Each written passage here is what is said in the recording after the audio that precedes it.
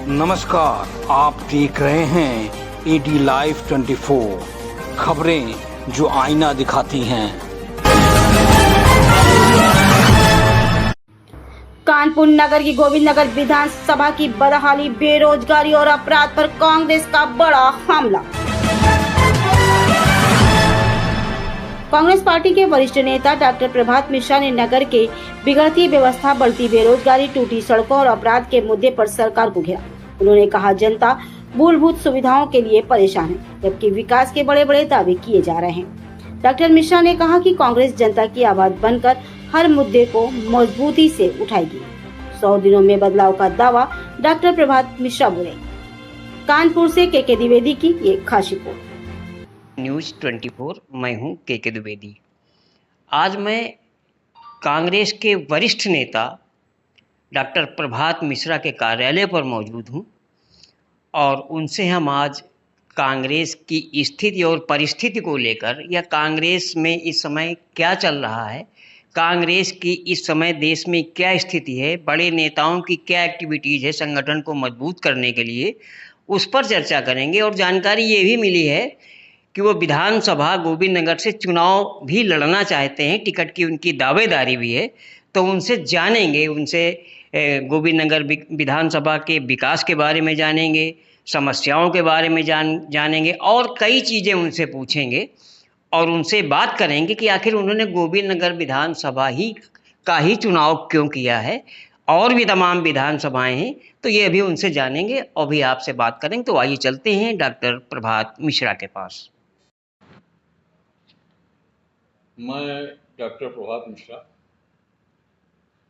DAV college में प्रवक्ता रहा हूँ केमिस्ट्री डिपार्टमेंट में। एसबीटीआई से मैंने पीएचडी किया था और शिक्षा जगत से भी जुड़ा रहा हूँ। मैंने अपना स्कूल भी एक रन किया था। तो और कांग्रेस के साथ विगत में 30 सालों से जुड़ा हूँ।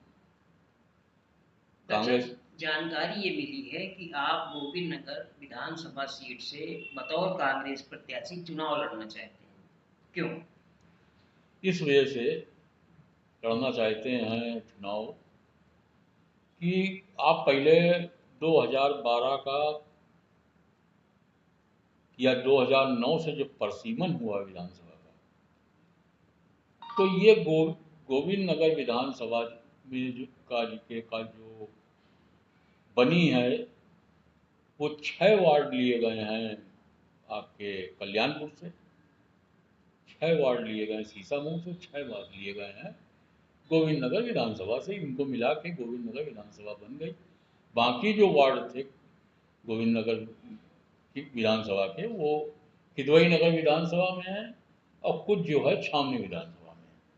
तो चूंकि मैं निवासी हूँ यहाँ पे लाजपत नगर जो वार्ड है उसमें, और यहीं पे मेरी इसी वार्ड में मेरी पैदाइश हुई है, तो मुझे ये लगा कि मैं यहाँ पे अपनी बात ज़्यादा से ज़्यादा लोगों तक पहुँचा सकूँगा। मेरे संपर्क हैं यहाँ पे, इसीलिए आपने गोविंद नगर, इसलिए हमने गोविंद नगर विधानसभा का। अगला सवाल ये है कि डॉक्टर साहब, पार्टी नेतृत्व से आपको टिकट मिलने का पूरा भरोसा है? यदि टिकट नहीं मिलता है तो आप संतोष करेंगे, पार्टी का स्वागत करेंगे या निर्दलीय चुनाव लड़ जाएंगे? देखिए, अगर हमको भरोसा ना होता तो हमने अपना कैंपेन जो शुरू किया है इस विधानसभा में, वो नवरात्र 2024 से किया है। इतनी तब से शुरुआत की है, तो हमको कहीं ना कहीं आश्वासन है और पूर्ण आश्वासन है कि आप मेहनत करिए, अपना काम करिए, और उसका आकलन किया जाएगा। उसमें अगर आप डिजर्व करते हो तो टिकट आपको अवश्य मिलेगा। अब हम बात करें अगर गोविंद नगर विधानसभा की, तो यहाँ सबसे बड़ी समस्या क्या है? बिजली, पानी, सड़क, बेरोजगारी, कैसे देखते हैं? देखिए, गोविंद नगर विधानसभा में लगभग 57 मलिन बस्तियां हैं। इन मलिन बस्तियों के साथ साथ में जो समस्याएं होती हैं, पानी की, बिजली की, और आप ये कह सकते हैं कि सड़क की, वो सारी समस्याएं वहाँ पे मौजूद हैं। आप जब उनमें इंटर करेंगे, जैसे राजापुरवा की है, लोहारन भट्टा की है, आपका महादेव नगर है, आपका संजय नगर है, यहाँ जेपी नगर है। ये बड़ी बड़ी 10-10 हज़ार की पॉपुलेशन वाली मलिन बस्तियाँ, इसमें विकास कार्य के नाम पे कुछ भी नहीं हुआ है। सबसे बड़ी समस्या वहाँ के नागरिकों को नगरीय या कहिए नागरिकों के अधिकार के हिसाब से जीवन यापन या जीवन बिताने का मौका मिलना चाहिए। घोर बेरोजगारी है उन बस्तियों में, और वहाँ का आदमी जो है ये चाहता है कि हम भी कानपुर महानगर के निवासी कहलाएं। वो तो ये महसूस करता है कि वो किसी कोने कप में पड़ा हुआ आदमी है, जिसका कि कोई खोज खबर जो है सत्ताधारी दल बिल्कुल लेता नहीं। वो तो वोट लेने के टाइम पे आते हैं और निकल जाते हैं। इसके साथ ही साथ एक समस्या है, जो रावतपुर से हम लोग चलते हैं, एक कच्चे नाले की समस्या है। बस्ती बसी हुई है वहाँ पे, कुछ क्या कहना चाहिए, केडीए कॉलोनी तो खराब नहीं है, लेकिन वो नाला इतना बदबू करता है, इतना, उस नाले को पक्का कराने की एक बहुत बड़ी समस्या है यहाँ पे, जो कई सालों से है। वो नाला ठीक हो, मलिन बस्तियों की स्थिति दुरुस्त हो। पास लोकेलिटीज़ में जो है बड़ा हिस्सा जो है पास लोकेलिटीज़ का भी है यहाँ पे। पुरानी बस्तियाँ भी हैं, मसवानपुर, रावतपुर जैसी, यहाँ पे आदमी एक की इतनी ज़्यादा डेंस पॉपुलेशन है, उसके हिसाब से वहाँ पे नाली और सीवर की समस्या नहीं ठीक है, उसको ठीक कराना। यही सब प्रायोरिटी के काम है जो कि इस विधानसभा में बहुतायत से है। अगर क्षेत्र की जनता बतौर विधायक आपका चुनाव कर लेती है तो पहले 100 दिनों में सबसे पहले क्या बदलाव करेंगे? सबसे पहले तो बदलाव ये होगा कि मैं वो नाला बनवाऊंगा जो बह रहा है काका जो से लेके रावतपुर, रावतपुर से लेके मसवानपुर तक और जेपी नगर तक चला आता है।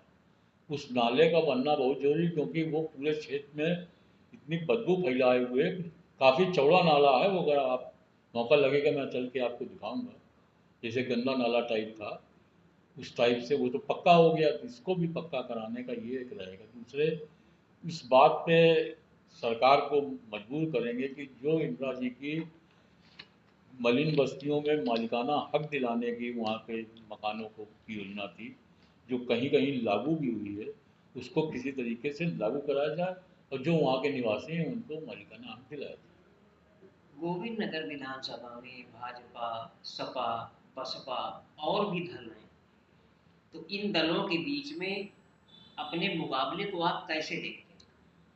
इन दलों के मुकाबले में थोड़ा सा हम आपको इसमें वो करें, भाजपा के यहाँ पे सिटिंग एमएलए हैं जिनके खिलाफ और एंटी कमेंसी चल रही है। उनसे जनता में बड़ी नाराज़गी है, क्योंकि वो पॉकेट्स में इलेक्शन लड़ना चाहते हैं, वो पूरे क्षेत्र में इलेक्शन नहीं लड़ना चाहते हैं।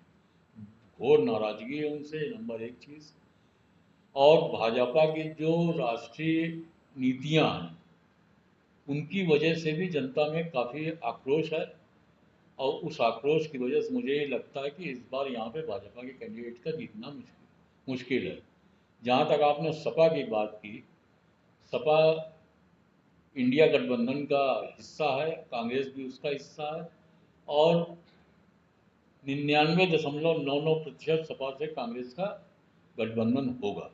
सपा हमारा सहयोगी रहेगा। और आपने एक पहले सवाल पूछा था कि आपको क्यों लगता है कि आपके लिए ये सूटेबल कॉन्स्टिट्यूंसी है। पिछले चुनाव में कांग्रेस को यहाँ पे लगभग 30,000 वोट मिला था, जिसकी वजह से ये सीट गठबंधन में कांग्रेस के खाते में जानी है। इसलिए भी हम यहाँ से प्रत्याशी अपने को मान के चल रहे हैं। क्या क्या बेहतर प्रदर्शन होगा? नहीं, बिल्कुल होगा, क्योंकि सबसे बड़ी बात, ये गठबंधन केवल प्रदेश स्तर पे या राष्ट्र स्तर पे नहीं हो रहा है। ये गठबंधन जो है कार्यकर्ताओं के बीच में भी हो रहा है। एक दूसरे को मिल रहे हैं, लोग बाग समझ रहे हैं, पहचान बन रही है। क्योंकि पिछली दफ़े ये गठबंधन लोकसभा के चुनाव में था, इस वजह से वो दूरियां जो एकदम से बने हुए गठबंधन की होती हैं कि एक दूसरी पार्टी के लोगों को लोग पहचान ही नहीं रहे हैं, वो समस्या नहीं आएगी। क्या टिकट वितरण में कांग्रेस में गुटबाजी हावी रहेगी? देखिए, गुटबाजी का तो ये है कि वो हर पॉलिटिकल पार्टी में होता है, लेकिन थोड़ा सा हमको ये लगता है गुटबाजी को के ऊपर कंट्रोल हुआ है। इसकी वजह ये है कि राहुल गांधी का नेतृत्व जो है इस वक्त गुटबाजी को ख़त्म करने में लगा हुआ। जैसे केरला में उन्होंने ख़त्म किया, सबको बैठा के, और केरला में आज हमारी सरकार बनी। जिस तरीके से अभी विजयन सिंह की यात्रा में, जिसमें कि कुछ वहाँ के गुटबाज नेता जो है उस यात्रा को कांग्रेस की यात्रा ही नहीं मान रहे थे, लेकिन गुड़गांव में जाके राहुल गांधी उस यात्रा में शामिल हुए, जिससे वहाँ के गुटबाज नेताओं को एक अच्छा खासा सबक मिला कि सब अगर मिल के नहीं चलोगे तो जो नहीं चलेगा उसको साइडलाइन कर दिया जाएगा। तो चुनाव के बाद नेता अक्सर अपनी कॉन्स्टिट्यूंसी से गायब हो जाते हैं, आप अपने को कैसे अलग साबित करेंगे और जनता आपको क्यों चुने? आपकी बात सही है कि नेता गायब हो जाते हैं, लेकिन इसमें श्री प्रकाश जी का जो यहाँ से 3 दफ़े MP रहे, वो मेरे आदर्श रहे हैं। उन्होंने हर वार्ड में अपना एक ठिकाना बनाया था, जहाँ पे वो हर हफ्ते में दो दिन वो, आज तक श्री प्रकाश जी कभी सैटरडे संडे को उन्होंने कानपुर से बाहर अपना कोई कार्यक्रम लगाया ही नहीं पूरे हिंदुस्तान। जबकि कोयला मंत्री भी रहे, वो साथ में गृह राज्य मंत्री भी रहे, लेकिन वो कानपुर में रहते थे और उन ठिकानों में वो अवश्य जाते थे। वहाँ पे जाते थे, जनता आती थी, अपनी बात कहती थी, और जो छुट्टियाँ पड़ती थी उन छुट्टियों में, जैसे ईद है या आपका होली है, दिवाली है, में भी वो अपने क्षेत्र में भ्रमण किया करते थे। उनका क्षेत्र तो बहुत बड़ा क्षेत्र था, हमारा क्षेत्र तो बहुत छोटा क्षेत्र है। हम यहाँ पे हफ्ते में 2-3 दफ़े तो पहुँच ही सकते हैं हर जगह। बात मान लीजिए एक दिन हम 4-5 वार्ड में गए। अब सबसे बड़ा प्रश्न ये है कि जनता आपको क्यों चुने, आखिर क्यों वोट दे आपको, क्या ऐसी खास बात है? हमको इसलिए वोट दे कि हम ज़मीन से जुड़े हुए आदमी हैं। अब तक जो टिकट मांग रहे हैं वो कोशिश कर रहे हैं, और कोई भी ऐसा कांग्रेस का व्यक्ति ये नहीं कह सकता मुझसे जिससे मैं 2-3-4 दफ़े मिल ना चुका हूँ।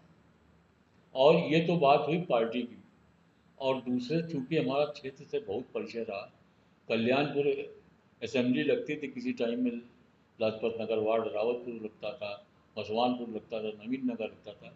ये वार्ड कल्याणपुर विधानसभा में आते थे, जहाँ पे कि हम किसी टाइम में बिल्लौर से लोकसभा का चुनाव लड़े थे संजय मंच के टिकट में। तो हमारा बहुत पुराना परिचय है इस क्षेत्र से। और बाकी ये संजीव दरियावादी का के 6 वार्ड लगते थे, उनका मैं चीफ इलेक्शन एजेंट रहा हूँ, इसलिए जनता से जुड़ाव हमारा। जनता और वो हमारा व्यवहार, हमारा तौर तरीका जानती है कम से कम 70% जनता। इस वजह से मुझको लगता है कि जनता मुझको यहाँ पे सहयोग करेगी। तो ये थे डॉक्टर प्रभात मिश्रा, कांग्रेस के वरिष्ठ नेता हैं, काफ़ी अनुभवी हैं और हमारे सवालों का इन्होंने बहुत बखूबी जवाब दिया, अकाट्य उत्तर दिए। तो हमारे चैनल की तरफ से इनको हार्दिक बधाई, शुभकामनाएं।